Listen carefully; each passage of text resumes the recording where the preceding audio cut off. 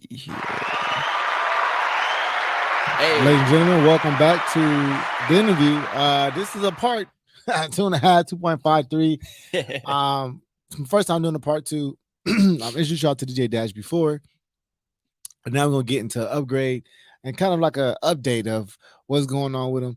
But yeah, man, go ahead and introduce yourself, my brother, for people who just meet you for the first time. Hey, so for everybody that's meeting me for the first time, my name is Damon Lee Wilson, also known as DJ Dash. And you are a professional DJ. I am a professional Is DJ. there any other, I guess, categories of occupation that you fall in?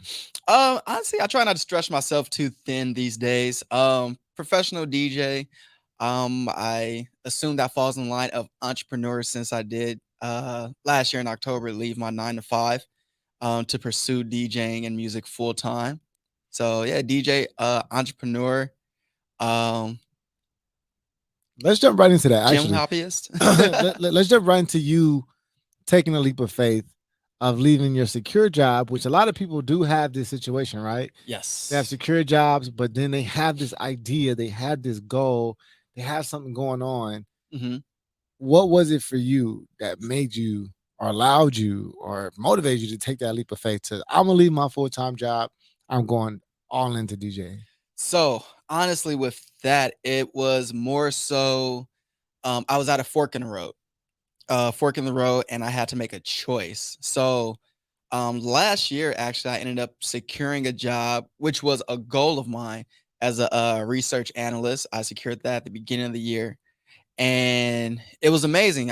The salary was amazing, benefits was amazing, and at the same time, upon landing that job, I had my exit plan from my job. I told myself with the money I was making, I was going to save up. I was, you know what? We're interviewing. Let's be transparent. It was a research analyst job. I was making 65,000 a year, which is great for me because I don't have a huge overhead anyway. And I had a financial goal of mine to have 10K saved in cash, 10K in one bank account savings, 10K in another bank account savings, and 10K liquid in a checkings account. Right? That was a goal. That was a plan. Once I get that, I can be comfortable leaving. So, because a lot of times when people do these type of interviews, they like to say what they're doing and say what to do, but they don't Uh-huh. give monetary, actually Right. like dollar amounts, and that's what everybody really wants to know anyway. So, doing that, everything's going great, everything's going So good. hold on. Let's not. I don't want to. So you was able to save 40,000 from your job. I didn't almost, I didn't quite make it there yet. Now, was that just all working your 9 to 5? Because you say you made 65,000, save 40,000. That's, you have to be either doing some serious saving or do you have other things going on? I mean, you were still DJing, right? Correct. Yes. So so I was still DJing. So it was a combination of me putting, of me putting money aside from my 9 to 5 as well as putting money aside from me So DJing. so how much were you able to save a month from working and DJing or a Um week or whatever? so from working, I was able to save a month. Um a month I was able to save on average anywhere from like 1 to 2K. Okay. Because also part of that too, I forgot the other goal of mine was to eliminate all of my credit card debt. And so, and at that time, my credit card debt, it was like at like 8 to 10K, maybe about like 7 to 9K. And so my goal was to knock out my credit card debt first. And once I knocked out my credit card debt, then I I start to go aggressive on my saving. Well, was there any type of sacrifice you gave up, like eating out or any of that stuff, or did you continue to live like your normal lifestyle, which is not, crazy, but Yeah. I don't know if made any adjustments like that. So I didn't really I didn't really have to sacrifice much because I don't live an expensive, lavish, lifestyle anyway. Like I don't, you know, go shopping. I don't take trips on trips on trips. I don't spend my money. I just don't spend like that. So for me, I like to go to movies. I like to be at home. I like to go to the gym. I like to play video games. I'm very simple. I like to go to the beach. I like to go out in nature. Like I'm just very simple. I'm a very simple man. So how long did it take for you to save almost $40,000 from working your full-time job. Mhm.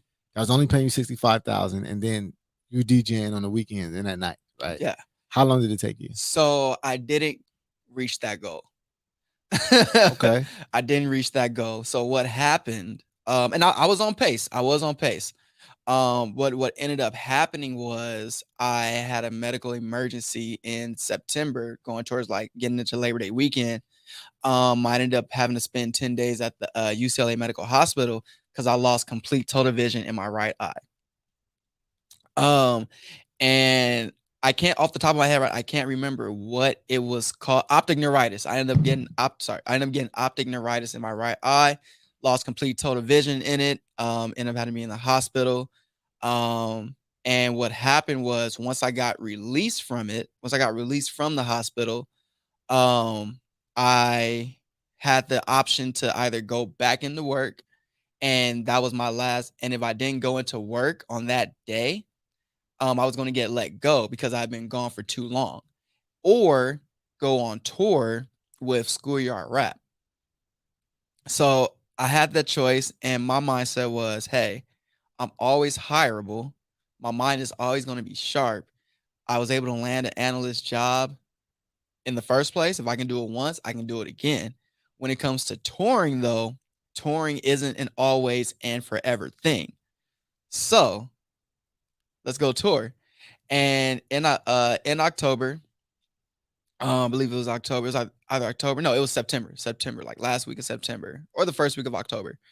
I made the decision to go on tour, and I said, you know what, forget it, F it. I've always juggled the two. I've been juggling working and DJing since I've graduated from Cal State Fullerton back in like what 2012, 2013. I've always juggled the two, and I've always been in moments where I would go harder at a 9 to 5 than on DJing. Let's see what the other side is like. And so I made that choice, made that decision, and here we are today in July, still only DJing while, and this is the most important part, while still being able to live comfortably. Yeah, see, that's the other Comfortably. part, right? People gotta chase their dream and usually give up their lifestyle, but you Mhm. was able to make a smooth transition. And Correct. Yeah, so since my lifestyle is simple already, it wasn't really too much adjusting. If anything, the adjustments that I've had to make or wanted to make, it was only bettering me anyway. So yeah, instead of, eating out, instead of going out to eat, because for me, I'm the type of person, I don't mind spending money on food.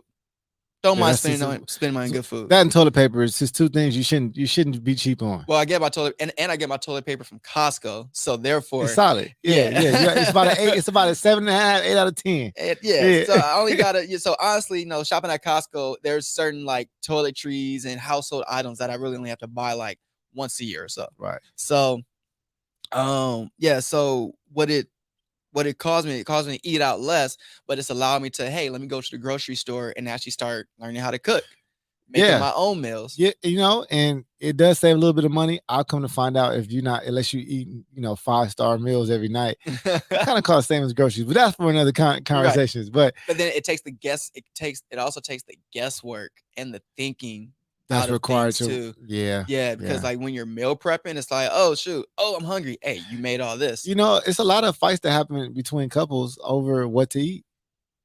Yeah, it is because it's like, oh, what do you want to eat? Oh, I don't know. Have you ever gotten to an argument with an ex or over, and it led to something serious over what to eat? Um, it's never led to some serious. I've never allowed it to get into some serious, but there has been arguments because it would be like, oh, what do you want to eat? Oh, I don't know. Okay. Let me ask this a different way. Hmm. Out of men and women, Yes. who do you think has more difficulty choosing what to eat? Um, I'd probably say women. Well, from my experience, women. Think women have more, and why is it so easy? It's difficult for men to decide. Because using myself, like I'm the type where if I can't figure out what I'm gonna eat, I'll just snack until I figure it out, or I just probably won't end up eating and just will just continue on with my day. And I'm also team Chipotle, so Chipotle is always my fallback meal. It's all Right, you can always pull up on them. I live around the corner from Chipotle, so if I just can't figure it out, all right, barbacoa bowl. So let me ask this about the DJing profession. Yes, What is a common misconception that people have about DJs? it's easy. It's easy, and Because it does look easy. I'm not gonna lie, it does look easy. So explain to me how it's not. well, it's not. Well, one, it's not easy. I mean, that's the thing. It's not. It's not. It's easier than. How can I say this? It's not as easy as what people think it is, but it's definitely. But yeah, it's not as easy as what people think it is because, like, depending on like the equipment that you get, the music that you have to, the music that you have to have access to, being able to rock and control a crowd from start to finish.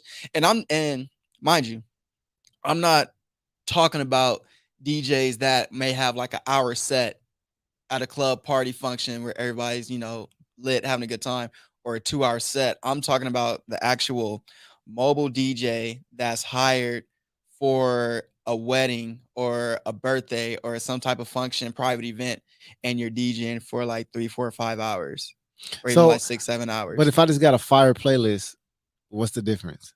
Okay, you can have a fire playlist, but then what happens when you go in with that planner playlist and it's not working like how you thought it would work? Or So what happens when you go in with that fire playlist and then you got people coming up to you asking for requests?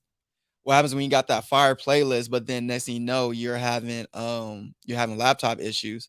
What happens if you got that fire playlist and your microphone ain't working so that way you can properly MC, or if people need to make announcements or anything like that?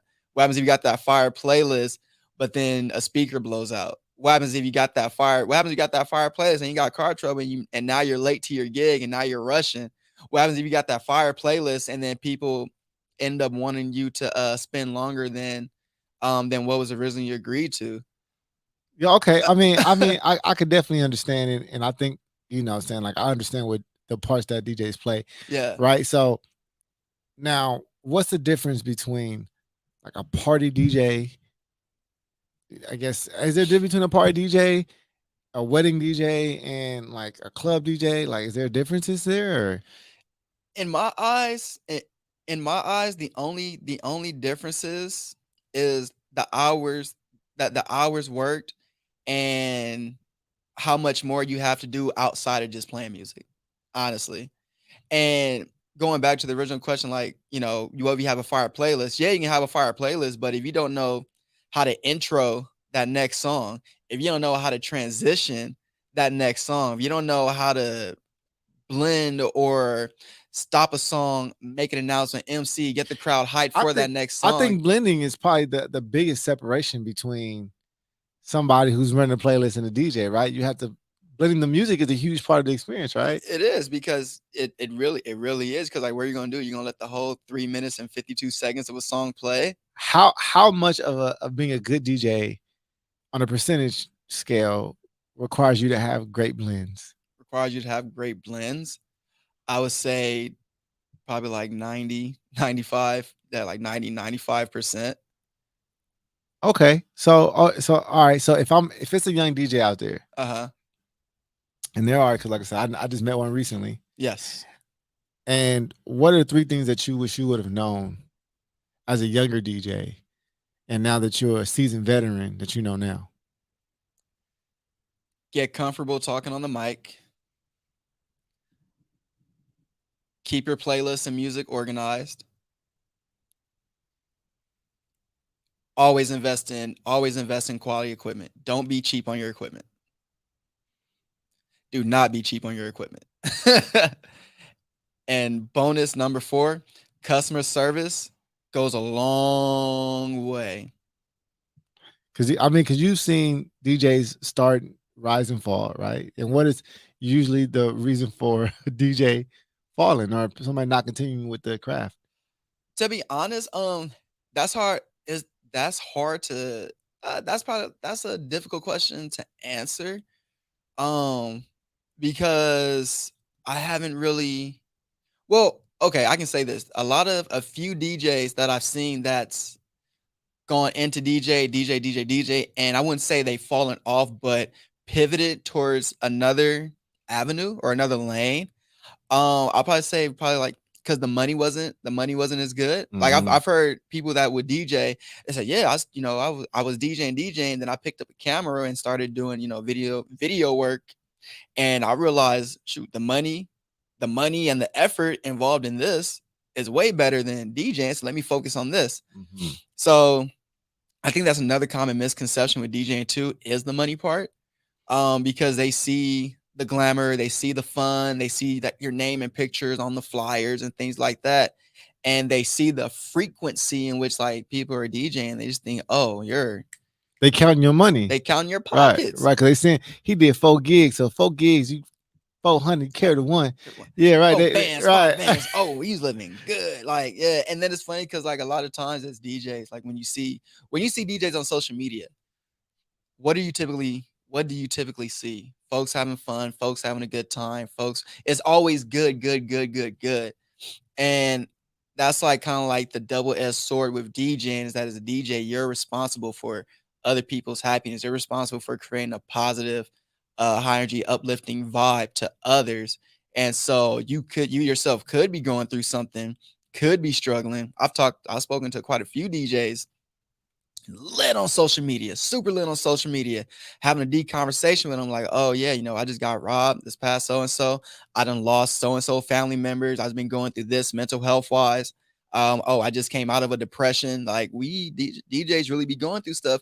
They just don't show that because it's not on brand. If that makes That's sense. not your job. Your It's not job is to come and provide the my vibes. job. Yeah, my job's not to come to you with my problems. My job's to relieve you of yours. Now, how much does that weigh on you? Like, do you when you I know you understand that, like, Hmm. I gotta come, and when you're not feeling it, Yeah. like you say, man, listen, today is not the day, and you still got a gig. Like, Yeah. how do you get yourself into the mentality of like, I'm gonna come and give my best? Yeah. Well, thankfully, I have like grown up in school, like um, playing sports, and then also, you know, the process of joining Phi Beta Sigma, joining our fraternity. Um, I was just always taught, and it was always drilled in my head, is that hey, whatever you got going on, as soon as you step on the court, none of that matters. Leave whatever you're going through, leave it on the sidelines. This is your only focus. And I have that to, I guess, thank in a way. I can see that. Yeah, towards being able to show up, towards being able to show up to DJ. And then also too, for me, like DJing is also an escape itself because of the music I'm playing, because I just legitimately I actually enjoy DJing, let alone I enjoy the music that I play. Like I don't think I've ever not once DJ'd a gig and did not like the music I was playing. Yeah, because I was gonna ask, have you ever like been like thinking you killing it? Like, man, I'm gassing, and they're not rocking with you playing. Does that ever happen? Um, you know what? Yeah. Yeah. Nah, it's happened. It's happened before because it went back to like me going in with a plan and me like knowing like, oh yeah, this is gonna be it. And then it's like, oh, okay, I had the vibes mixed up. I had the audience confused. And that just goes into reading the room. But but because of how I was raised and the music I was brought up around, there's not too many genres that I haven't there's like I like every genre. I've been recently I was DJing at this venue in South Orange County. Majority of the time I'm playing like rock, play some country, pop, classic hit like classic like hip hop like Pac and all them. Mm-hmm. And I'm just having the time of my life because I'm playing music that I normally don't get to play. And a lot of times I'm playing, venues like those where it's like a diverse crowd or a different crowd. I'm playing music that, oh, I listened to this on my own. Now I actually get to play it. So that's interesting because Yeah. right, because there's music that you like, and I Yes. think as a DJ, how important is it not to be playing the music that you like? Um, it's I would say it is a slippery slope. Because you can play because you can be DJing at a gig where it is music that you like. Like, oh, I love Afro beats. I love reggae and dancehall. So of course I'm enjoy, playing the music, that I like. Because a lot of times the music I like, other people might like. But you also got to keep in mind that like not everybody doesn't like the same kind of music. So Mhm. the music that you like might not fit the vibe that is being set or that your client or the audience wants at that particular event. So, what do you look for when determining what kind of music you're gonna play? Well, a lot of that goes in. Well, a lot of that happens before the gig. So that's just down to like just a conversation Mhm. having that you have with your client, like, hey, what type of crowd is it, what kind of event is it, okay, what type of music do you want played?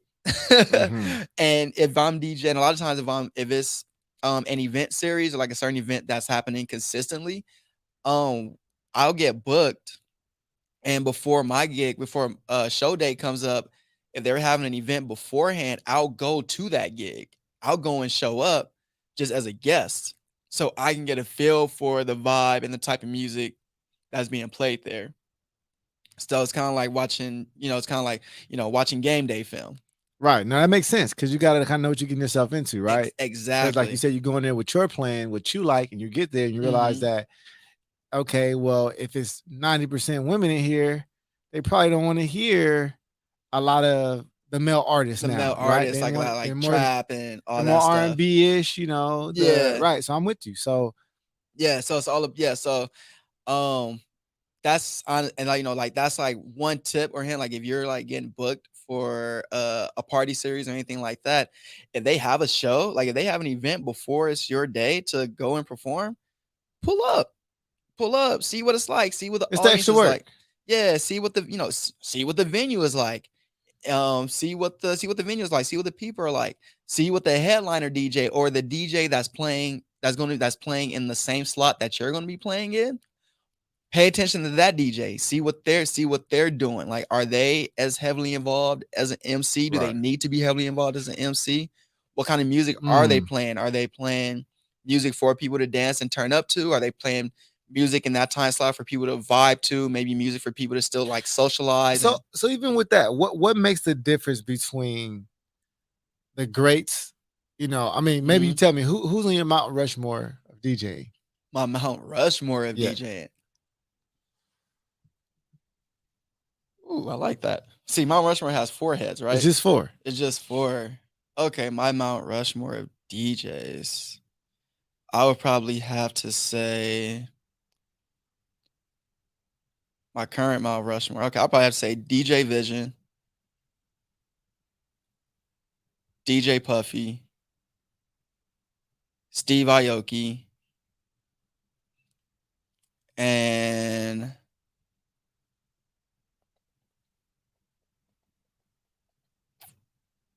shoot, I probably have to say uh, a fourth one. I mean, just on I mean, because there's I'll say DJ Wizkid. okay, okay. Now, or do you see them as legends or you see them as like just that's at the top of their game now? That's at the top. That's at the top of their game. That's at the top of their game now.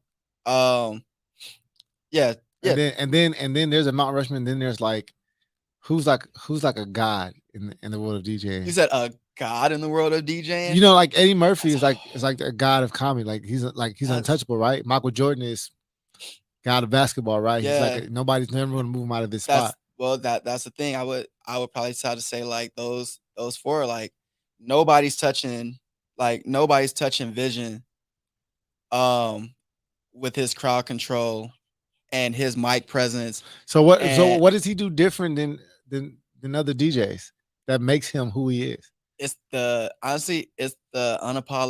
unapologetic energy that he brings. Hmm. The energy that he brings, his song selection, how he controls the crowd. And that's the I would say that's the number one thing, and his turntablism as well.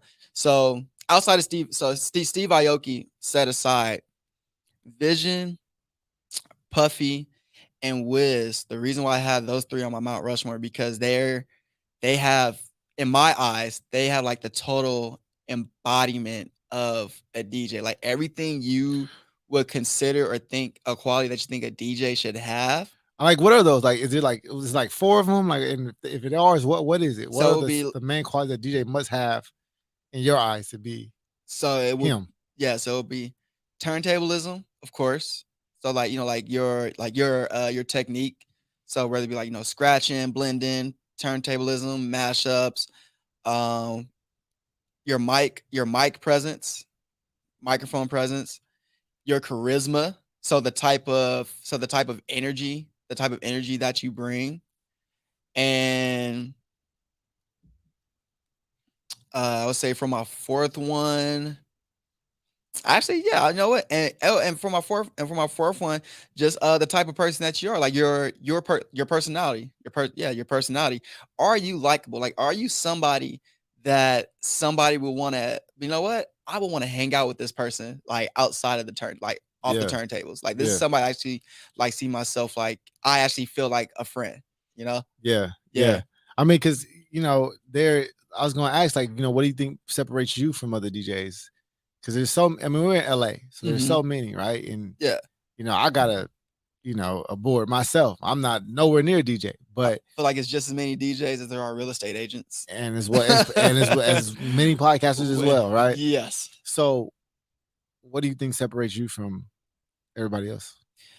Is that I do my well, one, what separates me from everybody else is that my mom and my grandma both said that I'm special and that I'm different. So because they told me that and believe, and because they told me that I take their word before anybody else's. So they told me I'm special. So it's like, all right, cool. Y'all said it. I believe it. Can't nobody tell me Mhm. differently.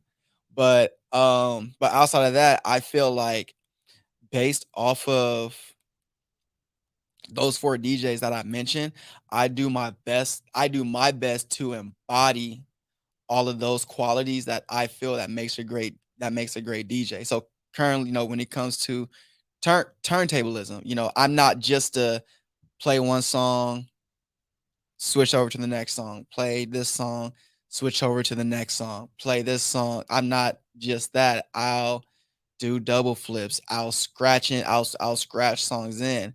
I'm not afraid to, stop a song, get on the mic, talk, and then drop the next song because it's like at a different, BPM. I'm a DJ that is able to read the room.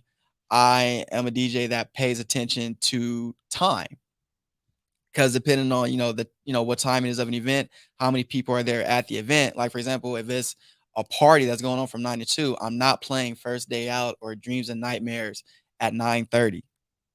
Like So yeah, right. You got it's because we talk yeah, about DJ etiquette, right? DJ etiquette. And that's an important thing. It's like, is it like is it an unwritten thing, or is it something that? It's I would say it's an unwritten thing because if there was an actual like rule book or written like law or like a 10 commandments out, I feel like more DJs would follow that. But Hmm. I feel like there's an unwritten rule with DJs, and it just makes sense. Like it's common. I don't want to say it's common sense. 'Cause common sense is not that common, but it just makes Right. Well, I mean, sense. because if I'm a DJ and I'm coming, I need to show off. I need to get gigs. I need people that enjoy my music and enjoy my set. But understanding the etiquette is not all about. It's not about enjoying your set. It's about the. And there's too much. Well, it's not. I mean, that's the thing. You can enjoy your set. There's so much music. There's so much music out there. There's been plenty of times when I've taken the opening set because I know what comes with that, and it's like, hey, I want to play this kind of music at the party. Like I want to do like classic songs that people haven't heard of. I've downloaded some new songs that probably like a lot of people haven't heard yet. So I want to test that out.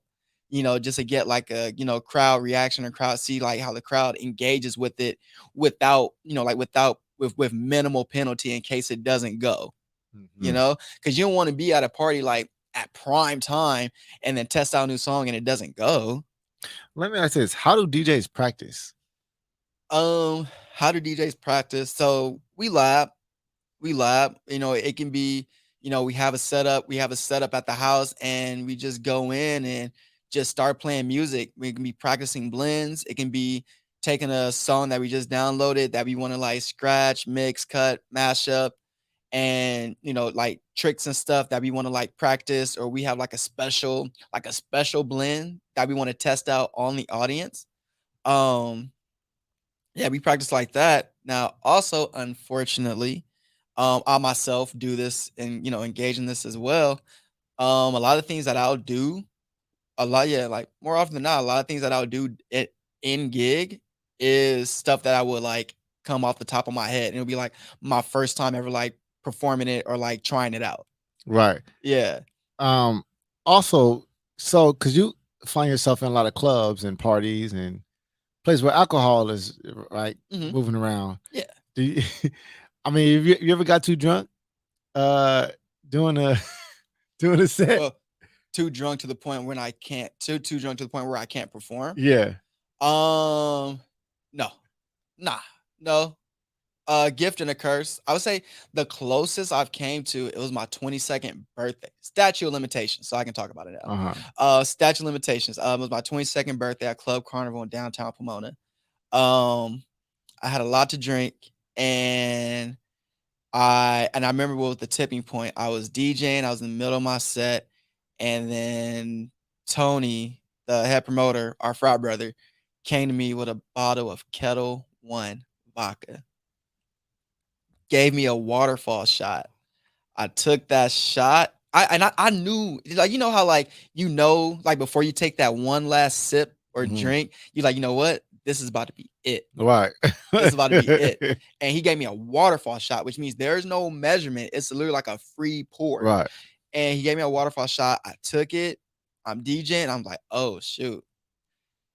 The other Stooges, two Stooges were there, Spoof and T.I. They were there. I can't remember if I called them over. No, I didn't call them over, but they were there. And I had to throw up. And so I remember scratching down, okay, I need to hurry up and blend this next song.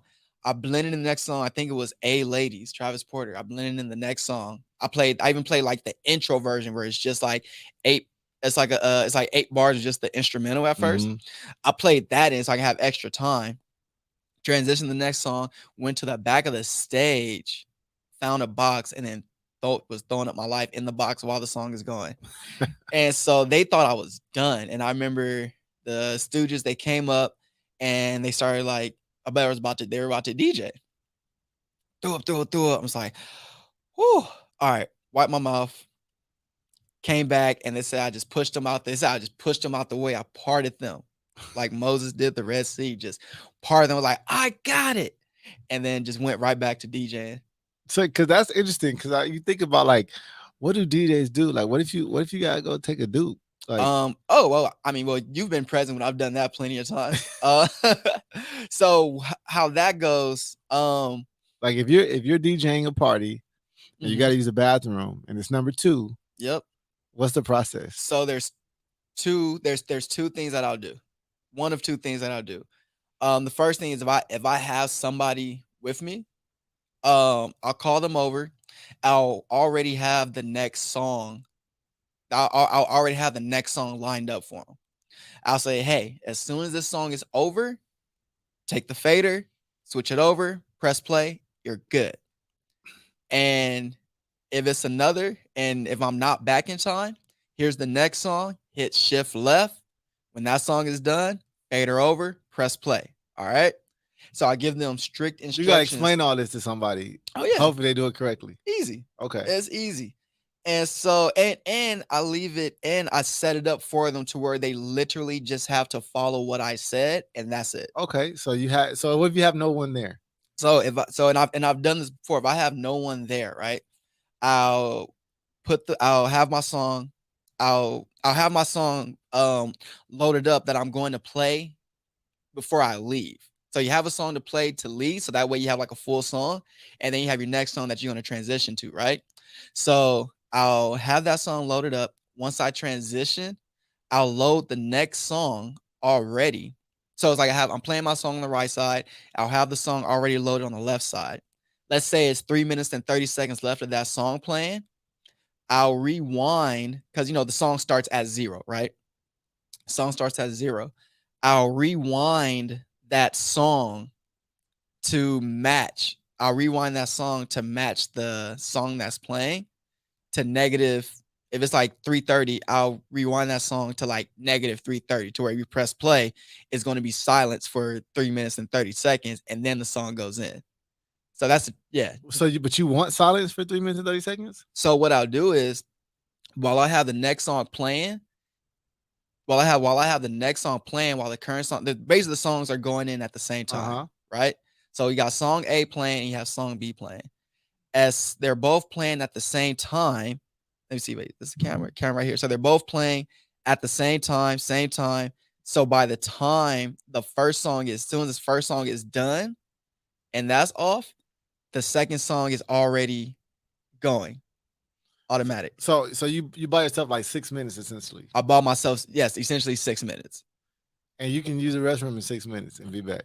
If there's and wipe good. If there's no line and I can immediately go in, because typically naturally people aren't, you're like to defecate, like to use it, like to poop, take a dump. Number two, to do that, it typically shouldn't take that long. If you're a regular, it shouldn't take that long. So you mean so hold on, that's all. So if you gotta use the bathroom when you DJing, you give yourself 6 minutes, essentially. Essentially. To go to the restroom. Yep. Take a deuce. Yep. Wipe well. Yep. Wash your hands. Yep. And come back and be ready to play another song. Come back, be ready to play another song. In 6 minutes. Yes. My God, that's incredible. Yes, I can do that.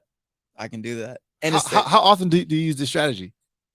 Whenever I have to, or whenever I have to. And then also Serato, this is a bonus. Serato has an autoplay feature where as soon as you click autoplay, once you have autoplay activated, as soon as the song is done, the next song below that in your playlist will just automatically play. Okay, so you're not getting. Yeah. Now the only downfall to that is that, when a song ends, it has that 3 to 5 seconds of silence beforehand. And then sometimes with certain songs, it'll have like 2 seconds, like 1 or 2 seconds of silence, or it may have like that quiet intro and a build up or like a conversation. So that you don't get no blend. Yes, obviously. Exactly. Have you ever had to rely on autoplay? Like when you go to the bathroom and it's just like you're not done in 6 minutes. I've done I mean I've done autoplay. I've definitely done autoplay before, but I would do autoplay for, let's say, if it's like a dinner. For like more, I would do autoplay for more formal events where autoplay for more formal events where like a playlist is okay. Right. Yeah. So you have to, you have to like, pick and choose. And once again, it goes back into what? Reading the room. Okay, so that's interesting, right? You think about what happens. I always think about like basketball players and all that stuff, like the old Paul Pierce had to go take a dump or whatever, and come back. But even with that, what's something that you would tell young DJs that they need to prepare for if they're planning on becoming a professional DJ? Your gigs, I mean, unless you're throwing your own events, gigs aren't consistent. The money doesn't, I mean, of course there's outliers. There's always outliers. Like is there real money in DJing? That's what the people want to know. Oh yeah, it is. Just it depends on where you're at in your career. It depends on the clientele that you're attracting. It depends on the gigs you're attracting. What's a fair price for a DJ? If someone's paying, and this is gonna be interesting, right? Because I know everybody got their own rates, but you, from a DJ perspective, what would you pay another DJ if you had a party? Per hour? Per hour? Yes. It's just that one DJ for the whole party? Yeah, man, you know what I'm talking about. Yeah. Just that one DJ for the whole party? How much, as a DJ, how much would you pay? Because you understand the rate and scale. So how much would you be willing to pay a DJ to do one of your parties, right? Because people want to know what the fair price is on a DJ. That's the thing. It depends on who you have to DJ. Like how much would you pay? How much would I pay? Yes. That's the thing. Well, that's the thing. I'm one of those. I would be one of those people. I don't mind paying a DJ what they're worth. I don't We mind just want paying. to know how much, bro. I Huh? just want to know how.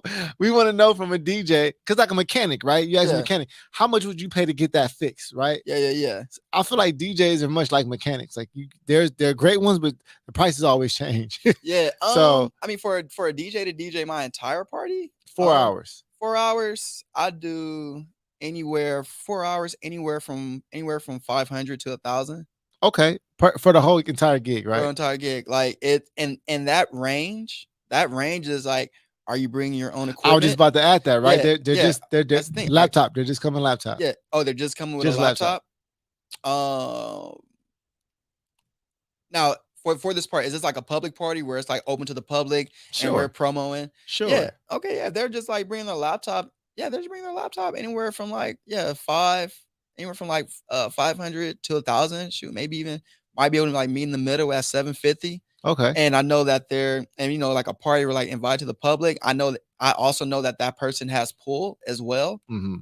That they're the type of DJ that's also going to bring people too and are going to promote. Yeah, I don't mind. Like, What about a kid's birthday party? Kid's birthday party? How much you charging for? How much you charging for a kid's birthday party? How much am I charging for a Yeah, kid's? 4 hours. 12 to 4. How far do I have to drive? I don't know, Culver City, not far at all. Oh, it's local. And you gotta bring everything. It's local. I gotta bring everything there, and I gotta bring everything. Yeah. Like $250 an hour. Okay, per hour. So Yeah, a $250 person an looking hour. about $1,000 Mm-hmm. in that. Okay, all right. Because people want to know, because it's different prices for everybody. Yeah, I do. Yeah, 250, two kids' birthday party. Yeah, $250 an hour. I'm bringing my equipment. It's not my kid. What does that mean? Oh, no, but my bad.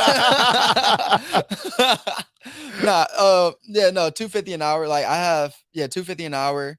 But and of course, too, people also got to realize this is that, prices are never set. It's never, well, at least for me, it's never like it's not an end. Everything is open for negotiation, of course, right? Right. So I have my, of course, there's no ceiling to the amount that we can make. But at the same time, I also have a floor.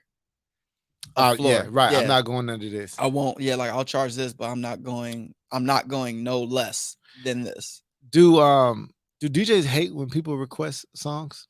From what I've been seeing on social media, a lot of DJs hate taking people's requests. I don't know why, but a lot of people, I've seen a lot of DJ complaints and memes on people taking requests from other people. I mean, because I've been on the Ox and people requested music, and I know it could be a little frustrating, right? Is it all the same for you or no? So there's really only 2 instances in which like I would see myself like becoming like frustrated or have been like, dang, like, hey, like leave me alone. And that's either A, when the same person keeps on coming in for requests.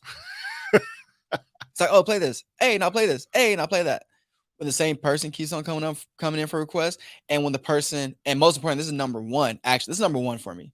Because the person is coming in, and the person that's coming in that he's making requests, if their requests are hidden, cool. Hey, keep coming. I remember Cyber, I had a person actually like come up to me like, hey, you know what? I apologize. I know I made this request. Can you just play this? And I would tell them like, hey, you're cool in my book because every request you've made has hit. Right. Okay. So, hey, keep shooting, shoot or shoot, like you're good. I don't mind it. So, but you do take requests when you're DJing? I do take, of course. Even at the club? Even at the club, I'll take requests. Okay. Because at the end of the day, it's my choice whether I want to play it or not. Have you ever just told somebody straight up like, no, I'm not playing that? A straight drop, no. Maybe, more than likely, probably. I'm not gonna say I haven't, but I probably have. But more often than not, I tell people I'll try to work it in. Okay, so let me ask this question, right? Oh yeah, to follow. Oh my bad. The number one thing I don't like when it comes to requests, which is probably the only thing, is when the person tries to rush their request. When they try to when they say, can you play so and so? Can you play this song? Like, okay, yeah, I got you. And then they'll stand there and wait until I play it. And it's like, oh, like, can you play it like right now? I'm like, okay, I'll play after the song. No, like right now. It's like, no. it's like no, like I got it. Like I gotta blend. I'm not gonna mess the vibe up. Or they'll like walk away to like their group and then they'll just keep like looking at you, looking at you, looking at you, looking at you, looking at you.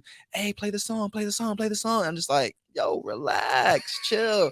I told you I got you. I told Okay. you I'm going to Okay, play it. so Like, let's run it back. So okay, so the two things DJs absolutely hate. no, two things I Okay, absolutely hate. okay, but Yeah. so two things you absolutely hate as a DJ. What people do is Well, is when they try to rush the request and when they rush the request and you play the song and they don't dance to it. See, right. It's like yes. what we doing? It's like what? Okay, you done made all this fuss. I play the song and now you're not even here. Oh wait, you're not even dancing. Like, what are you doing? You're just standing there. Like, what? What? Yeah, no, I can imagine Yeah. that's So that's the frustrating part. But other than that, one, I appreciate when people come to request because, what'll end up happening, they'll either request a song that I was already going to play in the first place. So now that's just confirmation to me that I'm on the right track with rocking this crowd. B, they're going to ask me to play a song that I thought I had, but I didn't have. And now it's like, okay, this is a mark for me to actually download this song, to have it in my playlist. See, they're gonna request a song that I had that I wasn't thinking about at all, or never even known. So they're putting me on the new music now, and it goes with the crowd. Or because it's times where you don't have things in your playlist, right? Yeah. That somebody requests, and how do always. you just go to YouTube and find how do you find songs that you don't have? Mobile hotspot, YouTube to MP3 converter, download that song, get it in Quick. quick So and it's easy. never that you can't accomplish. Yeah. Now, if it's a song that I don't have and that is if it's a song that I don't have And you it's never heard it. Like, you never heard it, and it's a song that I don't want to play, or I know that's not going to go well with the crowd, but they're like, oh my God, you got to play this song. It's going to blah, blah, blah, blah. I'll just tell them that, hey, dang, you know what? You're right. That is a good song. It's on my hard drive at home. Okay. Yeah. Right. It's never an issue. And I think that's the real big beef, because it's like as a DJ, you're not supposed to have an attitude with the audience. Like it's all customer service at the end of the day. And so, do you see DJs that have attitudes a lot of the time? What? Yes. I've seen, yes, like DJs, like will like tell off like DJs. I've primarily seen this on social media, right? You've seen like DJs like go off on like a crowd participant. You see DJs like catch an attitude, or like give a smart remark, or just like flat out like tell them no, and like the way they tell them no, So rubs so let people me the ask wrong way. this from an audience perspective. For everybody listening out here is going to see this. What's a major no you don't do to the DJ? Just that you don't do to the DJ? Yeah, or that you don't say, or like what's just a major no? A major no you don't do to the DJ is touch the turntables or touch the laptop. Do people do that? Yes. No, they don't. Yeah, people have reached. People have reached, or like try to do things, or I've seen it. I've seen this one clip on social media where like like somebody was asking like for a request, DJ didn't play it, so like she attempted to like close or like move his laptop and stuff like that. Like, yeah, but those are also events and environments where there's liquor involved, and so you have that to blame too. But yeah, some people like to get Has feisty. Has that ever happened to you? Has anybody ever tried to like take over your DJ set? They felt like you weren't doing a good job or something like that? Not because they felt I was doing a good job. I remember there was this promoter one time that tried to like pause and stop the music that I was playing because I played a song that I either played a song that featured the artist that was going to be performing, and I didn't know he was going to perform because I didn't know he was going to perform. So like I played like a song that he was like either featured on or that I guess he was going to perform, and I didn't know. And like the promoter got like super uptight and mad and like super scared, like, no, what are you doing? Change the song.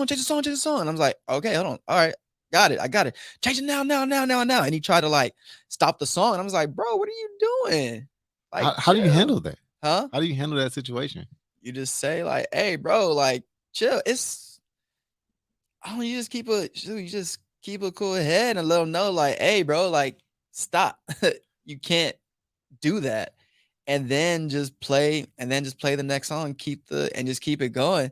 Cause it's like, I don't know, like for me, and this is like just in life, it's just like it's never an issue until like it's an issue. And you always want to just like, especially in your profession, everything is always okay. Like Mhm. everything is all right. There's never a problem. There are no fires. Like everything Right. is good. So just as a DJ, you just always want to just do that. Just make sure that everything is just always good. Even if it's not, you don't want to make it seem like there's a Right. problem or an issue. Right. Um, as we wrap up here, I want to ask you what's next for DJ Dash? What is next for DJ Dash? I've been Well, I got my first recent exposure into Nigerian weddings, well, African weddings. I did my first two this past weekend, one on Saturday and one on Sunday, and I am absolutely in love with DJing African weddings. And what's next is I actually want to explore that avenue more. I also plan on investing in better and more equipment so I can provide a better experience for my wedding gigs.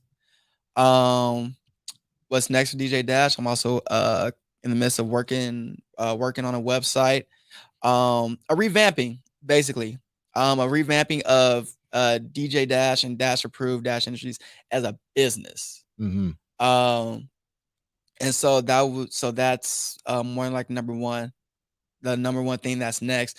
And I'm also getting back into getting back into content creation as well. Cause I know like from September to maybe like February, March, I was dropping content. I was like creating and releasing content every day, Right. no days off. So yeah, take a step back to regroup. Now let me ask you this: when you did this, I know I said my last question, but I gotta ask you about that because Yeah. you did that consistently. Do you think was it beneficial for you to be posting content every day? I want to know Mhm. because I'm curious. I'm sure there's other people out there that's trying to figure out like where Yeah. they belong in this world of content, right? Yeah. So, what was it? Did you find it beneficial? Would you Oh, say that's something that people should do? it was. It was beneficial. It was beneficial for me because prior to that, even though I would be like DJing, always having gigs, I wasn't necessarily so much like that active on social media with it. So I would still get questions like, "Hey Dash, do you still DJ? Hey, do you DJ? Like, hey, do you know anybody that can DJ so and so events?" Excuse me. There were still questions with if I still like DJ or if I was DJing, right? And so what all this content did was put out there to the masses that, hey, I'm DJ Dash. This is what I do. This is what I can do. This is the type of DJ I am. It let people know what I was doing. It was also entertaining as well.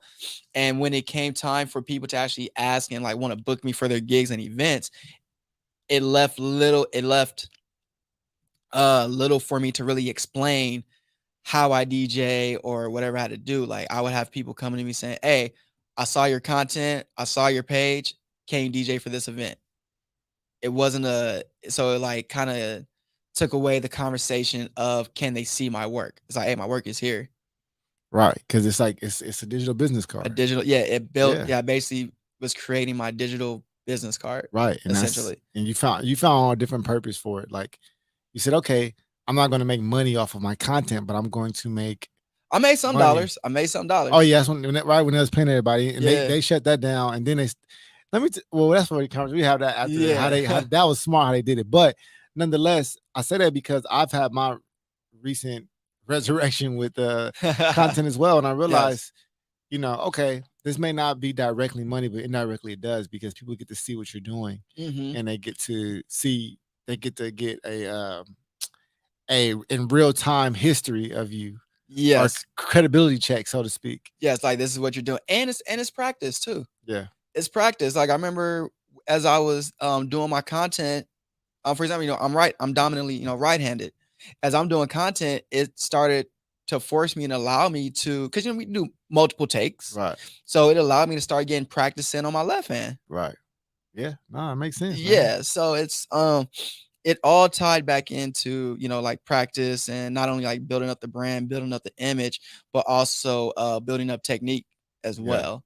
So yeah, I definitely am a fan of content. I am getting back into it as well. Well, ladies and gentlemen, it's DJ Dash part 2.5. 2.5. You know, if you didn't see the first one, go back and check it out. We really got into the history of how he grew up and who he is. And now, you know, before, I don't know if that was probably before you was full-time DJing or after. How long ago was the first one?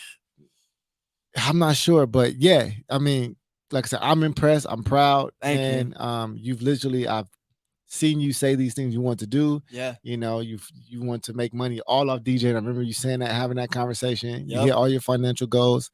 So, man, congratulations to you, my brother, and thank you for coming through, man. Appreciate it. Hey.